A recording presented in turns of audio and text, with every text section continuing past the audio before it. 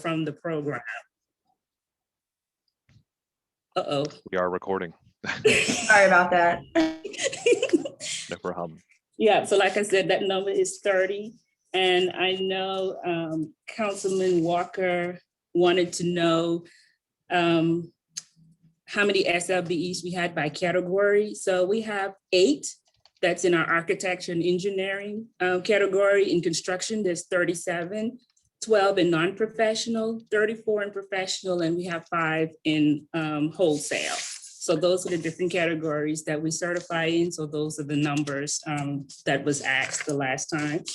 I'm just sorry. Would you mind circling back just real quick? I was trying to write those down and I wasn't sure if it was included in your report. So you said 8 engineer and architect, 27 construction, and 37. 37 right, in construction, 12 in non-professional services, 34 in professional, and 5 in wholesale. Okay.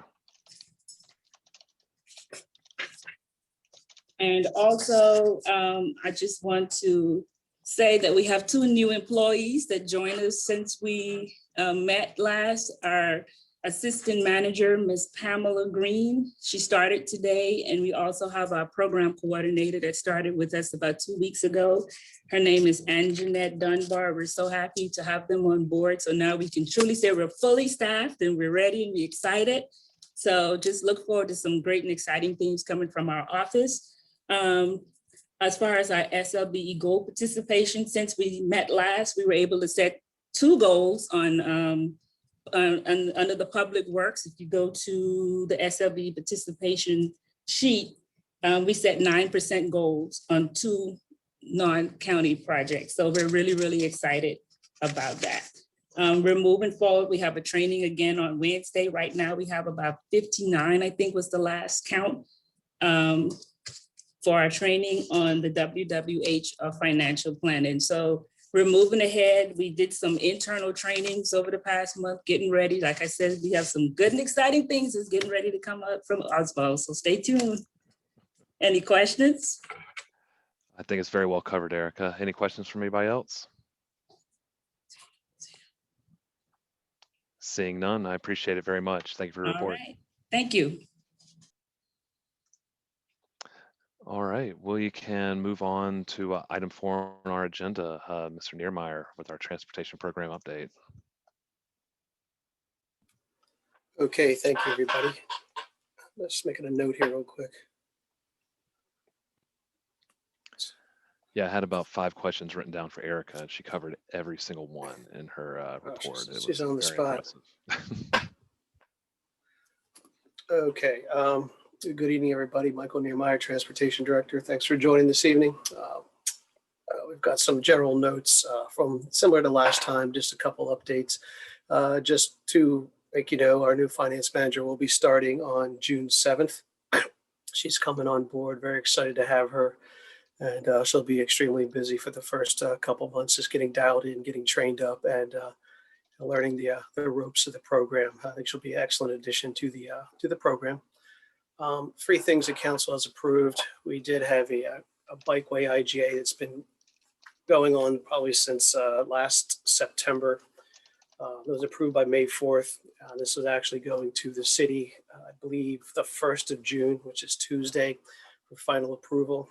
Once that happens, will allow us to make that payments to the city in FY22 for the bikeways they intend on building. Or they actually plan on advertising in the fall of FY22, so fall of 2021. We did get Old Garners Ferry Road improvement approved by council on May 4th. It was awarded to Palmetto Corps. If you've ever driven on Old Garners Ferry Road, you'll realize how bad that road is. And it is a county road about a mile from Garners Ferry to Garners Ferry. Goes back behind the Pinewood Lake, and it'll be an interesting project to say the least. So we're looking forward to getting that one going ahead. And then, of course, Innovista Phase 3, City of Columbia funding requested as part of a build grant that they're going out for. So we'll be providing $150,000 so they can start the environmental review process. And then they have council approved a letter of commitment for up to a little north of $4 million, which would be used for matching funding in support of their application for a build grant for what would be Innovista Phase 3 or Williams Street Connector. Tomorrow, we really only, there's a correction here, we only have one item that's going before council. It was a Spears Creek Church Road parcel rescope. I'm sorry, not that one. No, the Three Rivers Boozer property conveyance to the city. There's an ordinance going before them to convey the parcels or the property, the Boozer properties formally to the city, although the city has now already annexed it. The Spears Creek Church Road parcel rescope had some questions, so we weren't able to meet the deadline. So that'll get pushed back and delayed a month until June. I'll provide more information on that then. Pre-construction, Atlas Road continues. All the right-of-way parts are going pretty well. We're working on some cities working on some encroachment permits for the railroad still. We've been in discussions with our utility coordinator on construction schedule. We've recently learned that there may be some new wrinkles, as you can imagine. AT&T has recently learned to change the way they approach utility coordination. We're still trying to work through that, but it could result in some critical path impact. And I would tell you more, but I don't know more than that. Finalizing the scope of Bluff Road, Blythewood widening. Actually, as of the other day, we had one of the parcels we'd settled on with the Blythewood Lodge. So we'll be finalizing that piece, and then we're still waiting on some movement from the other remaining parcels. So, 1 out of 5 isn't bad. Slow progress. Having some issues doing some utility coordination with the town of Swansboro, since they have a water line up there, and that has to be coordinated and moved. And we'll be paying for that now, since there's a new South Carolina ordinance about large and small utility relocations. It is what it is. It would have been great if they would have paid for it, but now that we have to, it's just what we have to do. Of interest for Blythewood improvements, we have a town meeting scheduled in Blythewood on May 26th. I will give an update. It's particularly a public meeting specifically for Creech, and we'll also have McNulty information there. I anticipate it'll be well attended. This was one of the contractual meetings that our OET is obligated to put on. However, it actually was very timely as a request of the town itself, having said meeting so we can get that public input. Broad River Road widening, that scope continues to be worked on. There's a lot of moving parts with that, as you can imagine, for Broad River Road widening. We've had Ms. Steele, Allison Steele, has had some conversations with the remote town administrator, and I've had a couple of phone calls with the town mayor just about the schedule, what's going to happen, what they would like to see, et cetera, et cetera. So, we want to take all that into consideration, because we don't want to do a project that's not really going to have an impact that's going to be necessary in the future. So, not necessary, but do things that aren't going to really make a significant improvement moving forward. So we'll have some more conversations on that and look at some ways that we could potentially make a Royal Tower to Coon 5-section lane, vice the 3. So that's like a little bit of analysis, and it'll also require some other input. Polo Road widening, design is moving forward, as well as the Shop Road widening is finalizing the scope. Basically, the Shop Road widening and the Bluff Road widening scopes are running in parallel right now. I think Shop Road widening is a little more mature than the other. Spears Creek Church Road widening, I kind of mentioned that earlier because we wanted to have a rescope matter go before ad hoc tomorrow. Had to pull that, but the OET had performed a traffic study and did determine that there was actually some area that really required 5 lanes in order to improve level of service in the year 2047. So the transportation staff has put together that proposal to take back before council and try to get that approved. I believe the current referendum amounts about 26.5 million, and we're looking at about 29 million for that section and others. Now, obviously, there's a lot of variables built into that, and it's a rough estimate, not only right-of-way costs, material costs, and just general inflation. So we're hoping we'll come in around that estimate, but as they this gets approved and moved forward, we'll have a better idea what that final number is going to look like. Bull intersection, finalized the right of way with the Church of God the other day. Real excited about that. Big kudos to our right of way manager, Lee Thomas, who worked that for us and got that secured. Thanks to Church of God for working with us. So I think we've got all the paperwork, and additional to that, we actually have the right of entry already complete. So I believe there's a matter with Dominion getting that easement that they've been problematic with. We brought that to the city's attention. They don't want to allow us to move it to an area over in the Bull Street development area, but that's just going to take some discussions behind the scenes between the city, them, as well as our right-of-way agent. So that's a matter that could cause a little bit of a delay there. Council approved the Garners Ferry Harmon intersection.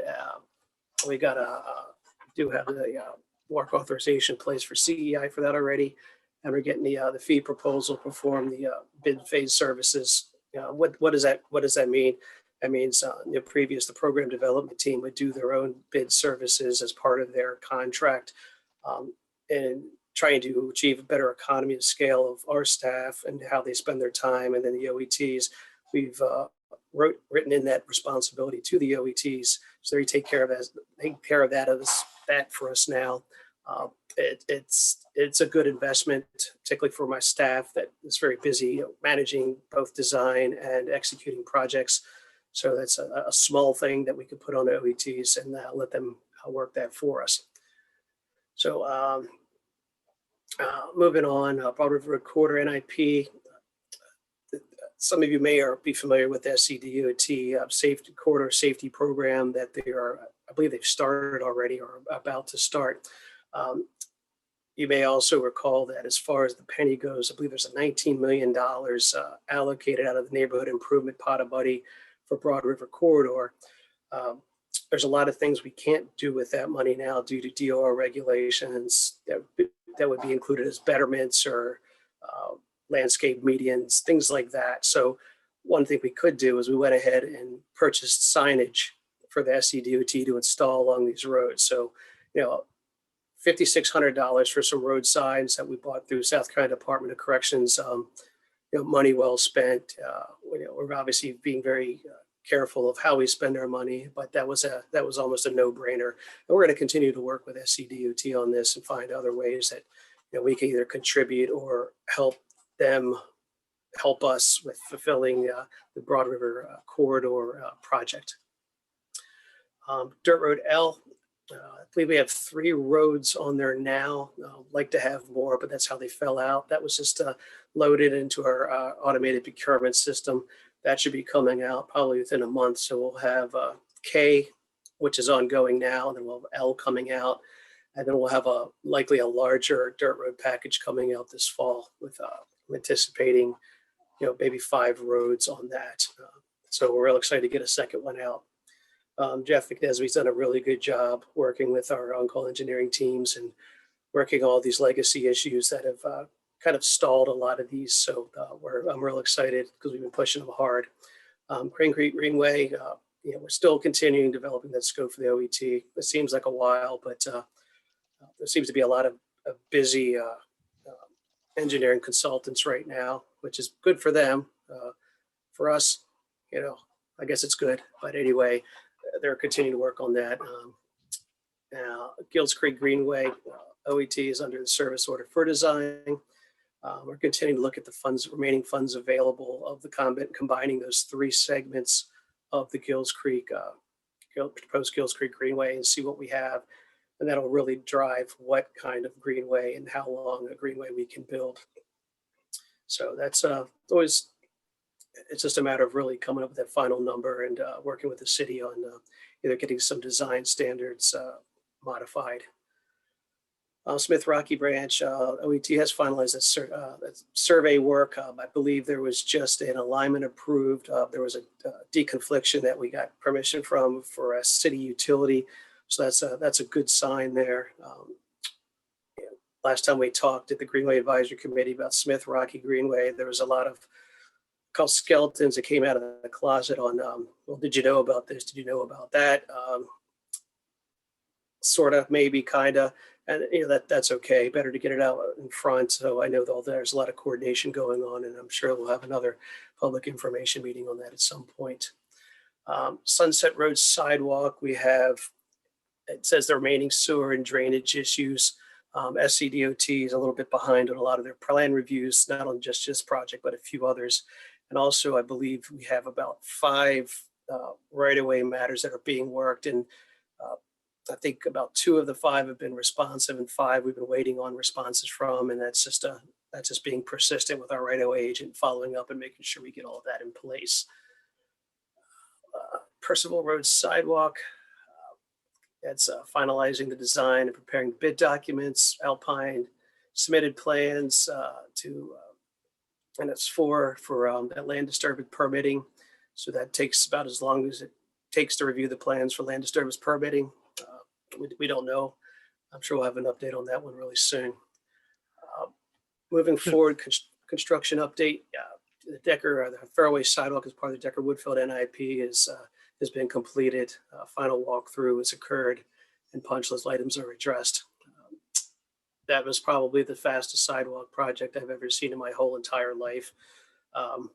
Literally, it started and it was done a month and a half later. It goes to show, if you really want to do something bad enough, you can get it done. And I'll have to remember that when these other sidewalk projects keep dragging out. North Springs Harrington is done. We've having all the right of way. We're in the process of turning that over to the SCDOT. Polo SUP is done or substantially complete. The final punch list items, I believe, were supposed to be addressed about a week and a half ago, which basically involved raising these 2 fire hydrants. I don't know if they actually were or not. There was a tendency for a promise to be made to show up on a Monday, and then nobody showed up on a Monday. But again, that's construction also. Harrison Wild sidewalk is done. Resolved any issues we had there. Inna Vista Phase 2, I think we've been reporting 35% complete for a while, but it may be a smidge greater. Again, I know John likes to go out and take a look at it, likes the pictures, but that bridge is poured. We're working through some structure issues with the awnings that are going on there. We just resolved a matter with a water line relocation on Green Street between Hugie and Pulaski that was resolved. So that had a small impact on the schedule, but it was worked through, and it was a really good team effort getting that resolved. I was really happy with that. Substantial completion still estimated for March 22 at this point. I haven't heard too much more, and it's many more crying about railroad flaggers at this point. So, knock on wood, we'll hopefully keep it that way. Clemson Road widening is closed out, is in closeout. It's been closed out for a while. I believe there was some intersection with SCDOT that we're working on, but that's it's done. It's in use. It's a great project. Props to Kim Tony for running that project and doing such a good job with it. North Main still completing, still looking to be complete this summer. More asphalt, curb and gutter, a lot of the same. Sidewalks, Sunset Monticello, we're saying 95%, which is probably believable. So that one, I know that one can't be complete soon enough, but it's working there. Three Rivers Greenway, we think we have a way ahead. We're supposed to have AOS back out on site this week or next to start phase 1B, which is the Boyd Island connector. So we're excited. The city's excited. Everyone's excited. The matter with there's a Jordan property matter we were working through with payment. I believe that's been resolved. The city stepped up and made that happen. So we're real happy that we worked well and cooperated with the city to get this done. I know they want it open. They just completed the parking lot on the north side of the ranger station near the power lines. And hopefully that'll be open to the public soon once everything's open and the people can legally use Three Rivers Greenway. Let's see. Okay, Dirt Road Package K is actually progressing really well. We've got the 5 roads, but they have 4 roads. been a lot of site clearing, a lot of environmental installation, some drainage structures have been installed on several of the roads.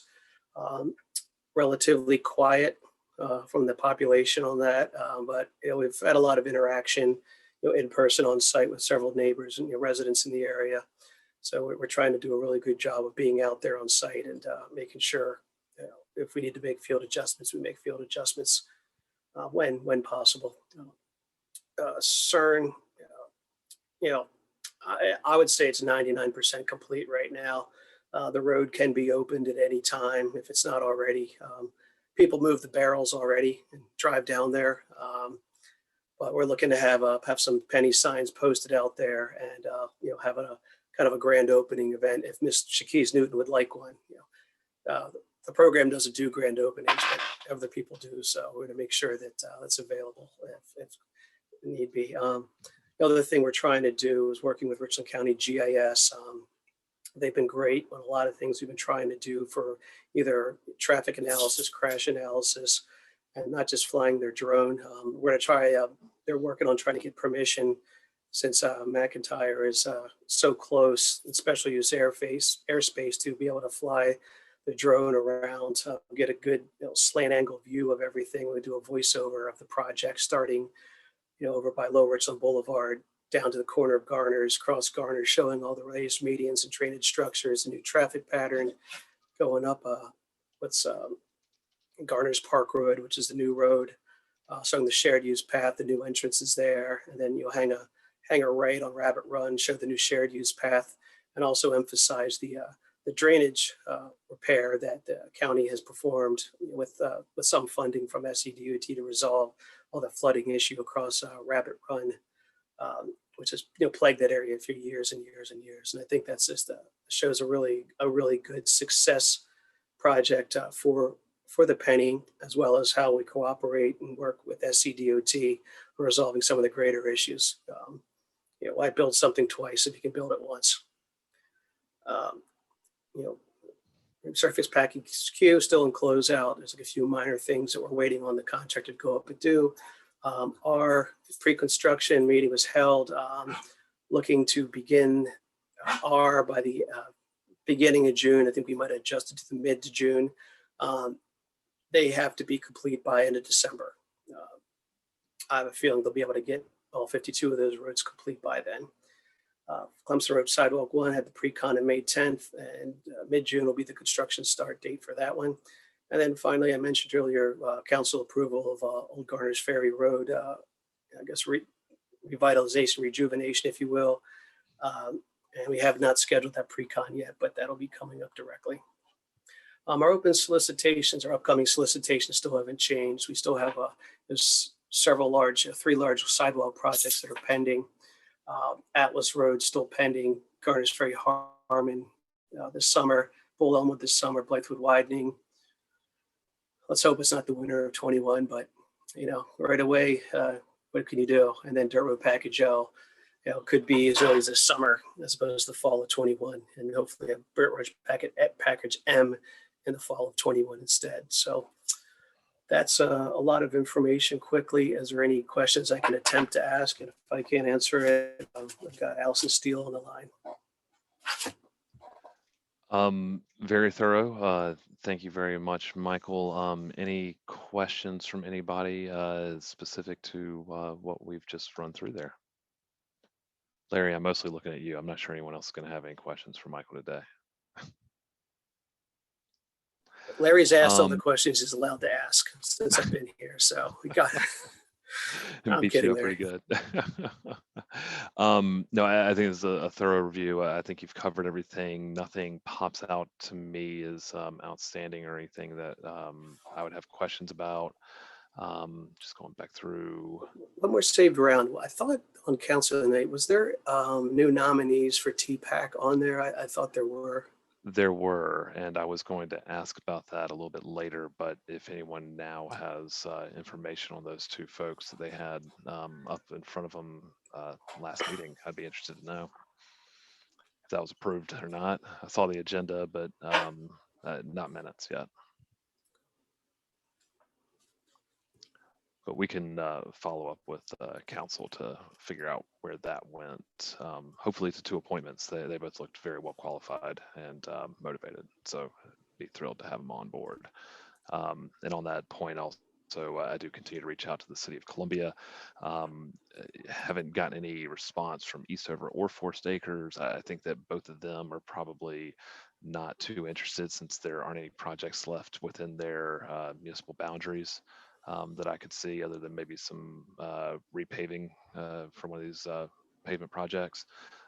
So I'm kind of doubting that we're going to see a lot of folks there. I think that our remaining appointments are going to be from Richland County and the city of Columbia. And so we want to continue to coordinate with those folks to push them to find some more appointments. And so good start finding 2 potential appointees. So we'll follow up with them and see if they've actually been appointed or not. So with that, we'll move past our transportation update and turn our attention to the COMET program. Mr. Harris. Yes, how's it going, everyone? Doing well. Thanks for joining us. And Michael, good report as usual.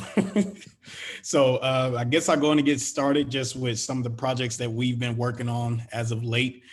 First, starting off with Lucius and River. We're continuing to work on the Lucius and River project. We have plans to issue the notice to proceed between now and next week. The main holdup there is we're trying to make sure that we would have a traffic signal installed at the intersection. We have provided the traffic study and all the other necessary documents to have it installed, but I don't think that it made next year's fiscal budget.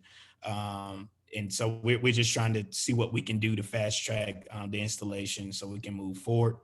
And very quickly, what is the intent of that full project? The Lucius and River, what are y'all doing there? I know that's your facility where you've got your storage and your offices and everything like that, but what's the project? Absolutely. So right there at the corner, we're going to build a new super stop. And we're going to try to get most of our routes away from the downtown area at COMET Central. The city has posed some concerns, and we've been working through, I guess, this past year or two to see what we can do to alleviate some of the issues that they've had with the downtown area. And so Lucius and River is that location that we've decided that it's a low-hanging fruit because we already own the property and it's right there next to our headquarters. We thought that would be a great alternative. So this would be one of many super stops that would allow you to get rid of that Sumter Street facility, I guess, and kind of spread the stops out a little bit more around the city while having a comparable level of service. Is that the idea? Yeah, not exactly to get rid of the stop downtown, but it's more so to alleviate and spread them out a little bit more. Absolutely. Okay. Yep. Outside of that, we're coming to our final stages of updating the performance metrics for this fiscal year. We expect to present a ridership analysis to our stakeholders and our board of directors sometime in July or August, so we can make improvements, to our service area.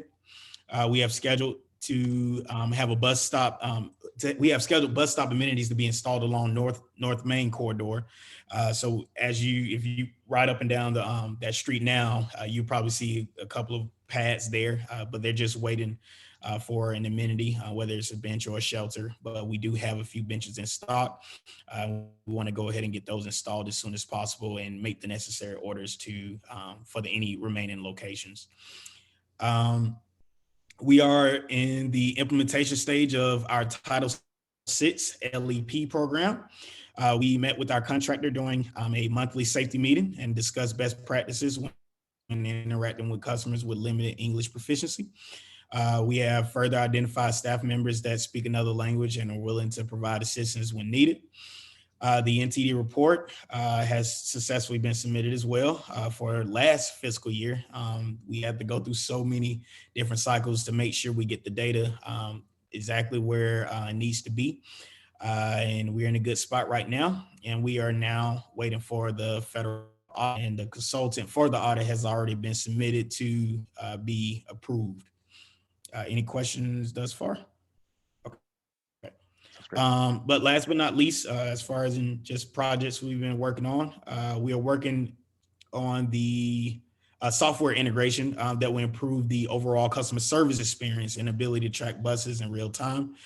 This is really, really important, and we've been trying to rectify a lot of issues and fix staffing issues when it comes to transit operators. We've had a shortage for quite some time now, but we are resuming back to I guess what you can call normalcy for our staffing levels, and we shouldn't see any gaps in service going forward. And the customer experience on the application side of utilizing the mobile application should be in a good spot. Moving on to the ridership report. All right, first quarter of the year is in the books. Weekday service, we're down 50,706 passengers. Was 50,706 passengers from last year, but it's up 13% from last month. For Saturday level of service, we're down 1,900 passengers from last year, but we're up 1% from last month. In Sunday service, we're up 2,354 passengers from last year and down 4% from last month. So overall, we're trending in the right direction. You're starting to see as some of the restrictions start to loosen. We are seeing more passengers become more encouraged to utilize the Comet services. Routes to highlight, Route 15, which is a U of SC route, and it's the Route 15 yellow route. Is doing really well. Route 47, Eastover, Gadsden, that area, it's doing really well. Route 93S, I-26 express route that's going towards Newberry. This route does have low ridership, but it looks like they're gaining some traction. This route was just welcomed back into our fleet in February of this year. So we are hoping to see more improvement there. And Route 42, Millwood, for Saturday and Sunday level of service, they're up 98% from last month. So we're really seeing a good response to service in those areas. The biggest challenge is 88. This is our crosstown route. We have to verify this data, make sure that it's right where it needs to be. But as of right now, it looks like we have almost 0 to 1 passengers being reported. But we are in the process of verifying that data. But this information was presented to our board of directors. And I wanted to make sure I shared that information with you. But as we verify some of that data on 88, we will update you guys and make sure that everyone is abreast of where we are. But it's just a little odd. Our normal ridership for Route 88 is around maybe 300, 200, somewhere around that range, 200 to 300 passengers. So to go from that to around 0 is definitely a head scratcher. So we're going to take a close eye on that and see if we can make some improvements to that service in that area. Reimagine the Comet is probably my favorite project nowadays because this is definitely taking a look at our entire service area and trying to place routes in areas where people will use them the most, and just obviously to fit the needs of an evolving community. But again, it's still an ongoing process, and Jared Walker and associates are scheduled to meet with our board of directors this Wednesday to receive our board of directors recommendation. They will be choosing between a few alternatives. Obviously, it's between coverage and ridership. And for the sake of the group, go over what those two concepts are again. If we're looking at the ridership alternative, we're going to place routes where people will use them the most. If we're looking at coverage, we'll place routes as far as we can take them in our service area. But it's not as black and white when it comes down to the decision-making process. If you feel like you favor the coverage option, like you're just solely like, hey, let's just get routes as far out as possible, then you're favoring more of a 50-50 split.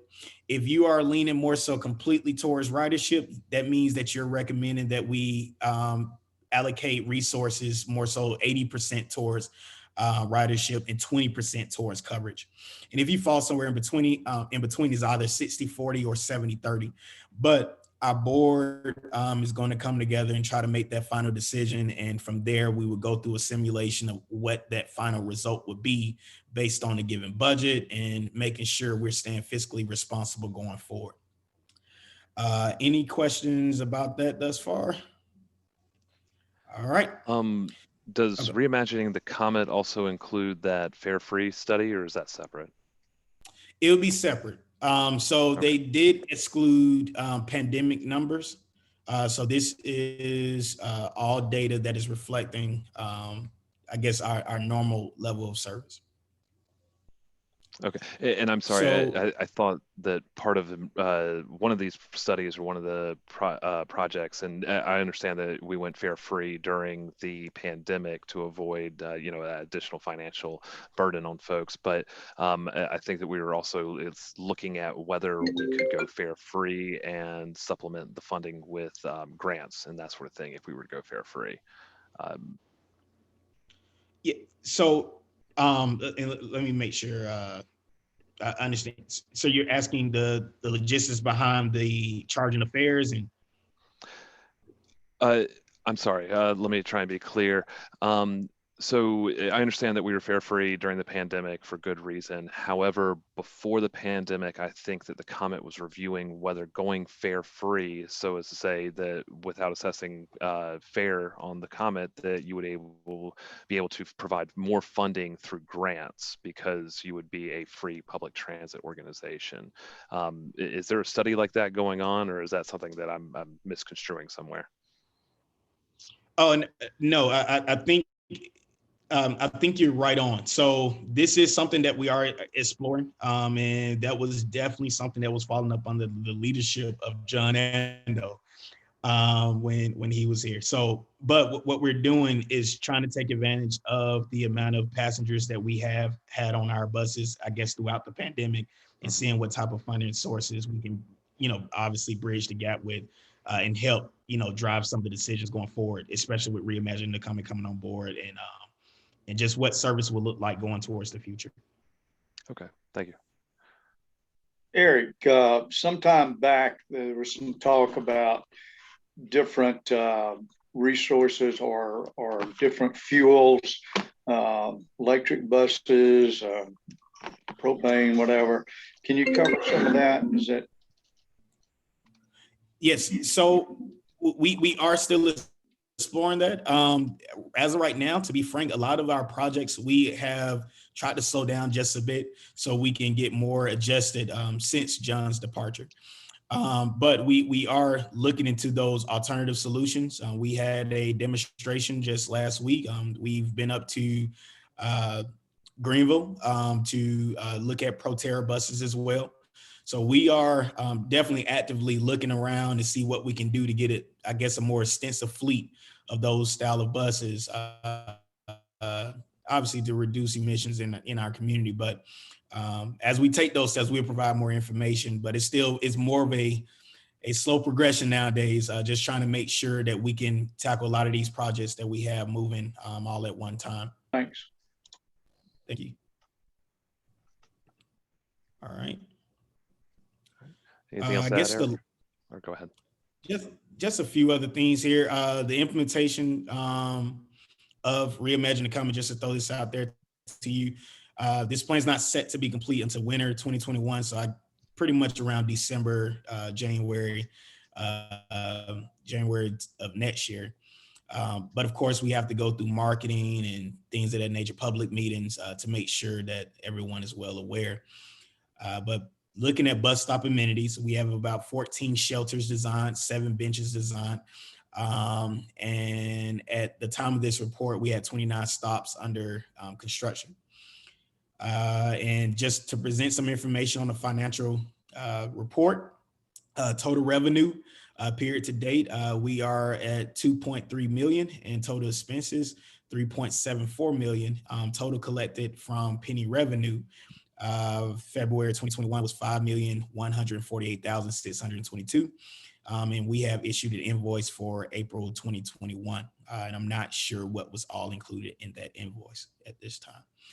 But outside of that, that concludes my report, and I'm open for any further questions. Thank you, Eric. You covered everything I had in mind. Anyone else have any questions or anything like that? Larry? Covered alternative fuel sources. So I think we're covered. Thank you very much, Eric. I appreciate the update. Thank y'all.